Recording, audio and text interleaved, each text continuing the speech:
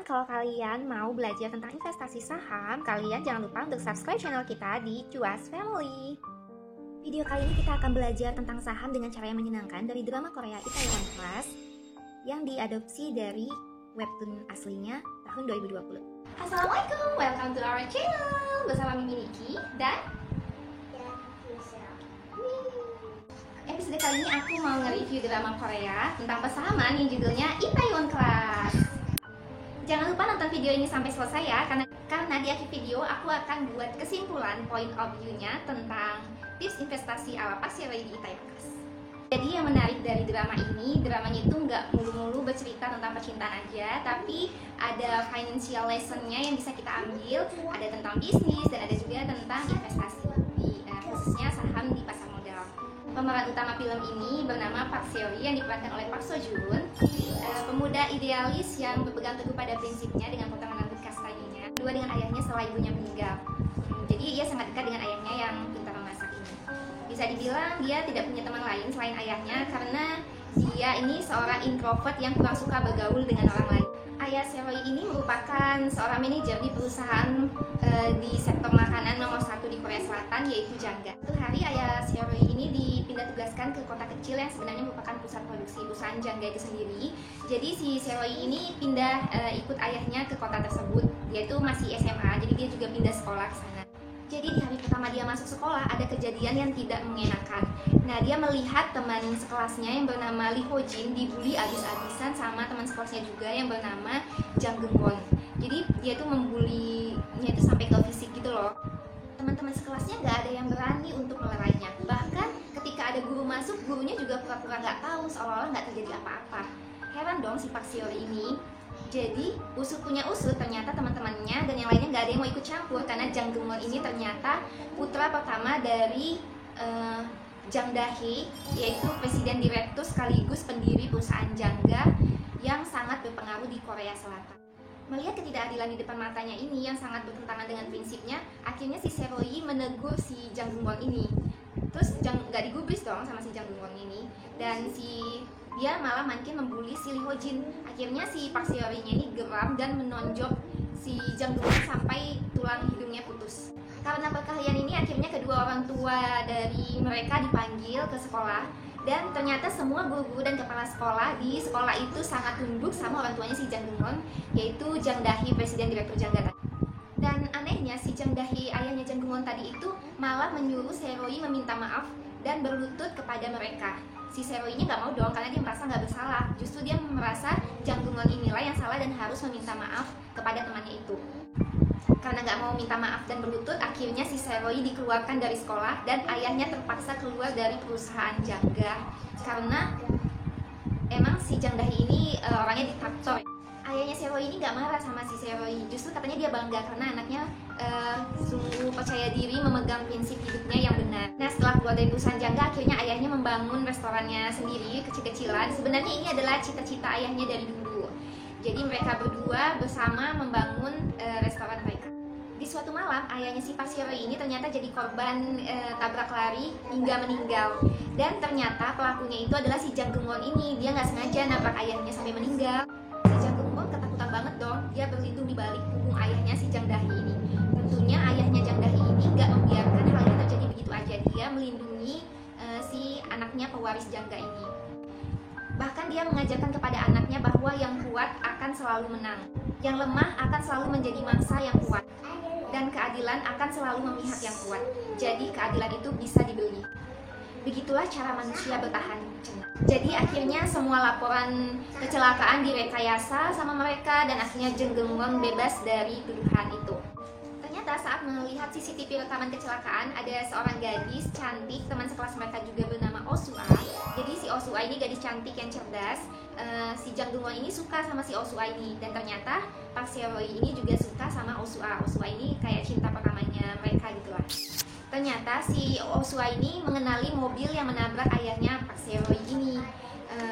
Kalau mobil itu adalah mobilnya si Jang Geun Won. Karena dia lumayan dekat sama ayahnya Park Seory ini, akhirnya dia ngasih ngasih tahu si Seroy kalau sebenarnya yang nabrak ayahnya itu adalah Jang Geun-won. Mendengar hal itu dan merasa sepertinya hukuman ini gak adil banget, akhirnya Seroy ngedatangin si Jang Geun-won dan menghajar habis-habisan si Jang Geun-won sampai Jang Geun-wonnya minta ampun. Tapi karena ketakutan terjadi apa-apa, akhirnya si Oh-soo-ah datang bawa polisi untuk melerai pertikaian itu, dan akhirnya si Seroy pun ditahan. Akhirnya Seroy malah divonis 3 tahun penjara dengan tuduhan percobaan pembunuhan kepada Jang Geun-won. Duh, kasihan banget ya, udah dikeluarin dari sekolah di hari pertama dia masuk sekolah, terus ayahnya dipecat dari pekerjaannya, terus ayahnya meninggal jadi korban tabrak lari, terus masih harus dipenjara lagi. Kayaknya udah jatuh tertimpa tangga, kesiram cat lagi. Nah, berterima kasih kepada Oh-soo-ah yang telah melapor polisi. Akhirnya Oh-soo-ah dipanggil sama Presiden Direktur Jang Da-hee untuk ditawarin beasiswa ke universitas ternama di Korea. Dan nantinya setelah lulus dari universitas tersebut, dia ditawarin juga untuk bekerja di perusahaan Jangga. Nah, saat membesuk Seroy di penjara, si Oh-soo-ah ini cerita sama si Seroy kalau dia ditawarin gini dan begitu kan sama Presiden Jang Da-hee. Terus kata si Seroy, nggak apa-apa, kamu ambil aja tawaran itu, nggak usah merasa bersalah karena kamu hanya perlu melakukan yang terbaik untuk hidup kamu, jadi nggak usah merasa bersalah gitu, selalu aja. Sebenarnya Soo-ah ini juga suka sih sama Park Seroy-nya, tapi dia bilang, aku nggak suka pria yang miskin. Sebenarnya dia ngomong gitu untuk menyemangati, dan Seroy-nya tersenyum lalu dia bilang, aku akan jadi orang yang kaya nanti. Ternyata selama di penjara, Seroy menyiapkan rencana balas dendamnya kepada Jang Da-hee dan anaknya Jang Geun-won dengan cara yang gak diduga-duga, yaitu melalui saham di pasar modal. Nah, awalnya saat si Seroy di penjara ini, si Lee Ho-jin yang jadi korban bullyingnya Jang Geun-won tadi yang merupakan salah satu alasan juga kenapa si Seroy dikeluarkan, ngejenguk si Seroy di penjara. Terus dia bilang kalau dia keterima di perusahaan ternama gitu di Korea di jurusan manajemen ekonomi gitu kan. Nah, jadi dia bercita-cita menjadi manajer investasi terbaik di Korea, dan nanti dia berjanji setelah dia sukses menjadi manajer investasi, dia akan kembali kepada Seroy untuk menawarkan diri menjadi manajer investasinya untuk menaklukkan perusahaan Jangga. Jadi sebenarnya Lee Ho-jin ini punya caranya sendiri untuk balas dendam, yaitu dengan belajar giat dan menjadi manajer investasi. Nah, jadi selama di penjara, si Park Seroy ini mempelajari semua biografi perusahaan Jangga dari presiden dan pendirinya si Jang Da-hee, terus laporan keuangan dan tahunan perusahaannya. Pokoknya dia belajar habis-habisan di dalam penjara itu. Dia mempelajari fundamental perusahaan tersebut sebaik-baiknya dan selengkap-lengkapnya. 3 tahun berlalu dan Seroy keluar dari penjara. Langsung aja dia menuju Itaewon, tempat di mana Oh-soo-ah cinta pertamanya berada. Dan setelah melihat-lihat kondisi, akhirnya dia tertarik dengan lokasi Itaewon itu sendiri untuk memulai bisnisnya. Seroy menyampaikan keinginannya untuk membangun restoran bisnis pertamanya di Itaewon. Mendengar itu, Oh-soo-ah awalnya tertawa karena kayak dia nggak yakin, masa sih? Oh-soo-ah sempat menertawakannya karena Itaewon itu merupakan tempat yang sangat ramai yang dikunjungi oleh turis-turis asing. Selain itu, uang sewa gedung di sana itu cukup terbilang sangat mahal untuk pebisnis kelas menengah. Apalagi Seroy itu seorang mantan narapidana yang hanya lulusan SMP. Tapi sebenarnya Oh-soo-ah ini tahu kalau ayah Park Seroy itu meninggalkan uang yang cukup banyak dari uang kematiannya dan juga uang dana pendidikan untuk Seroy yang telah disiapkan oleh ayahnya sejak jauh-jauh hari. Nah, di sini kita bisa mengambil pelajaran bahwa pentingnya menyiapkan dana pendidikan untuk anak kita nanti, seperti yang telah dilakukan oleh ayahnya si Park Seroy. Tapi yang bikin si Oh-soo-ah ini agak kaget karena kata si Seroy dia mau bekerja serabutan dulu untuk mencari modal, kayak ikut kapal menjadi nelayan gitu. Terus dia mikir kali ya, nggak pakai uang warisan ayahnya aja gitu ya. Sebenarnya Oh-soo-ah ingin menjadi kekasihnya Seroy saat itu, tapi Seroy mengatakan bahwa dirinya belum menjadi orang yang kaya. Dan akhirnya mereka berpisah hari itu dan tidak pernah bertemu selama 7 tahun lamanya. Jadi dia ini benar-benar berpegang pada prinsipnya banget ya. Tadi kan waktu di penjara dia janji bakalan jadi orang yang kaya dulu. Setelah 7 tahun, Oh-soo-ah akhirnya menjadi manajer di Jangga, dan dia ditempatkan di cabang Itaewon. Dan saat dia berkeliling, ternyata sebuah gedung besar di dekat kantornya yang tadinya kosong telah terisi oleh penyewa baru, dan ternyata penyewanya itu adalah si Park Seroy. Dia berhasil membuka restoran pertamanya dari hasil kerja kerasnya selama 7 tahun, dan restoran itu dia beri nama Dambang. Dia bermimpi akan membuat restorannya menjadi food and beverage nomor 1 di Korea Selatan dan juga internasional, mengalahkan perusahaan Jangga yang saat ini menjadi perusahaan food and beverage nomor 1 di Korea Selatan. Harapan Osua untuk kembali bersama Seroy akhirnya muncul kembali. Sebenarnya si Osua ini juga membenci Presiden Direktur Jang Dahi dan anaknya Jang Geun-won atas kelakuan mereka itu. Tapi ya dia tetap profesional aja bekerja di perusahaan Jangga. Seroy berjanji akan membuat Osua menjadi pengangguran. Mendengar hal itu, Osua malah tersenyum dan bahagia. Dia akan menunggu saat itu dan akan hidup bahagia bersama orang yang dicintainya, pikirnya kayak gitu kan. Di sebuah SMA di Taiwan ada seorang gadis cantik dan juga cerdas dengan IQ 162 bernama Jo Iso. Jadi si Jo Iso ini tuh adalah bintang SNS atau media sosial. Istilahnya kalau di Indonesia mungkin tuh selebgram gitu kali ya. Dia memiliki followers yang sangat banyak di media sosial. Tapi sayangnya dia ini adalah seorang sosiopat, yaitu sangat susah berempati dengan orang lain dan selalu bermasalah dalam menjalin relasi dengan orang lain. Jadi dia tuh kayak istilahnya ansos gitulah, antisosial. Makanya dia nggak punya teman, dia cuma punya satu teman yaitu Jang Geun-so yang ternyata adalah putra kedua dari Jang Dahi, pemilik perusahaan Jangga. Suatu ketika ada kecelakaan yang melibatkan Jo Iso, Jang Geun-so dan Park Seroy. Saat si Seroy ini lagi menyebarkan brosur iklan untuk restoran dan banknya, si Jo Iso malah menertawakannya. Begini gitu loh, masih ada yang iklan pakai selebaran. Emang ada yang tertarik gitu, pikir si Jo Iso. Kenapa nggak iklan dari media sosial aja sih gitu? Singkat cerita, secara kebetulan si Jo Iso dan Park Seroy ini sering banget ketemu nggak sengaja. Dan secara kebetulan juga si Jo Iso akhirnya mengetahui kisah hidupnya Park Seroy, lika-likunya dari dulu hingga sekarang. Dan dalam hidupnya baru pertama kali dia memikirkan seseorang sampai segitunya banget. Dia itu kan ansos banget ya anaknya, nggak pernah mikirin orang lain. Tapi ini kenapa dia selalu kepikiran si Seroy aja ya? Sampai akhirnya dia yakin kalau dia itu jatuh cinta sama si Park Seroy. Dan si Jo Iso ini tuh anaknya gokil banget. Pokoknya dia tuh akan ngelakuin apa aja yang dia inginkan untuk mencapai tujuannya. Si Jo Iso ini udah keterima di Universitas nomor 1 di Korea. Karena dia kan anaknya cerdas gitu ya. Tapi anehnya dia malah nggak mau masuk kuliah dan malah mau kerja di restoran danbam miliknya si Seroy. Selama itu perusahaan danbam ini selalu merugi ya, udah beberapa bulan berjalan karena mungkin kurang perencanaan dan si Seroy ini mungkin kurang paham juga tentang berbisnis. Selain itu biaya sewa gedung yang di Itaewon yang cukup mahal. Akhirnya Iso yang cerdas menawarkan diri untuk bekerja di restoran danbam untuk sebagai manajer, dan dia berjanji akan membuat danbam ini untung dan menjadi restoran nomor 1 di Korea. Entah kenapa intuisinya si Seroy mengatakan ya dia percaya. Akhirnya dia nerima si Jo Iso menjadi manajer di restoran danbam. Mungkin bagi orang awam menjalankan bisnis itu dipikir perkara yang mudah kali ya. Misalnya cuma butuh modal dan pintar masak aja udah selesai. Ternyata nggak sesederhana itu. Di awal mendirikan danbam, si Seroy ini nggak punya perencanaan yang matang. Dia melakukan penataan restorannya yang seadanya aja, dekorasinya nggak terlalu dipikirin. Terus masakannya nggak pernah dikoreksi rasanya, dan bahkan mereka nggak punya menu utama atau menu andalan di restoran tersebut. Terus iklan seadanya aja. Setelah Iso masuk ke danbam sebagai manajer, dia melakukan perubahan. Dia melakukan pembenahan di mana-mana, seperti rasa masakan yang selalu dikoreksi agar semakin enak dan menarik pelanggan. Mereka juga harus punya menu andalan yang bisa dibanggakan kepada pelanggannya. Kemudian gak hanya perkara masakan aja, dekorasi juga dia buat semenarik mungkin, secozy dan seestetik mungkin. Dan Jo Iso juga mulai mempromosikan restorannya melalui media sosial. Karena kan dia bintangnya medsos nih, selebgram istilahnya. Dengan follower yang jutaan-jutaan gitu, akhirnya orang-orang mulai beramai-ramai datang ke sana. Ada yang cuma karena pengen ketemu Jo Iso dan sebagainya. Tapi karena emang masakannya enak dan dekorasinya juga menarik, jadi orang tetap datang lagi dan datang lagi ke sana. Sekali si Jo Iso ini juga melakukan video live activity di restoran danbam. Video live ini dilakukan di media sosial mereka untuk menyapa pelanggannya.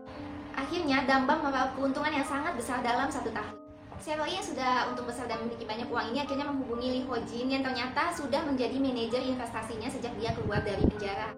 Jadi kenapa uang kematian ayahnya dan dana pendidikan yang udah disiapkan ayahnya itu nggak dia pakai untuk membangun bisnisnya di awal dia keluar di penjara, yang sempat dibingungkan oleh si Osua ini? Ternyata karena dia memakai uang tersebut untuk berinvestasi, membeli saham perusahaan Jangga. Beli saham perusahaan Jangga 8 tahun lalu saat perusahaan tersebut sedang terpuruk, saat harga sahamnya sedang jatuh-jatuhnya. Karena dirundung sentimen negatif. Saat itu si Jang Geun-won, pewaris perusahaan Jangga, lagi ada masalah, kalau nggak salah sih berantem gitu sama orang. Jadi sentimen negatif ini sangat berpengaruh terhadap harga saham Jangga di pasar modal. Hari ini dia ingin menambahkan jumlah investasinya sebesar 1,9 miliar won. Dengan jumlah investasi sebesar itu, akhirnya dia menjadi pemilik 1% dari perusahaan Jangga.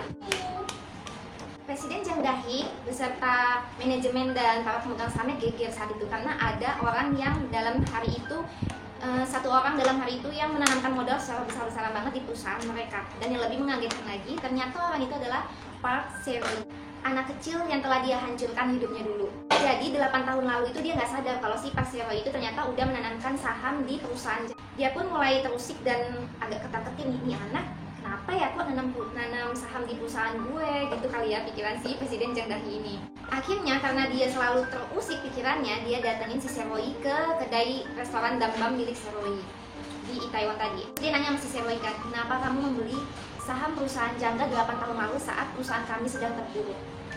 Dan jawaban Se-roy adalah, karena aku percaya meskipun perusahaan sedang terpuruk saat itu, tapi nilainya tetap tidak akan berubah. Wah, Dewa, fix Opa ini adalah seorang fundamentalis, muridnya Warren Buffett. In Fundamental We Trust. Di sisi lain, si Jo Iso sedang giat-giatnya mendaftarkan restoran mereka di program televisi Kedai Terbaik sebagai strategi agar restoran mereka semakin dikenal lebih luas lagi. Dan ternyata mereka akhirnya menjadi juara pertama di program Kedai Terbaik, mengalahkan juara bertahan yang selama ini adalah perusahaan Jangga. Hal itu akhirnya membuat kepercayaan investor untuk datang ke mereka dan menawarkan investasi saham di restoran milik mereka.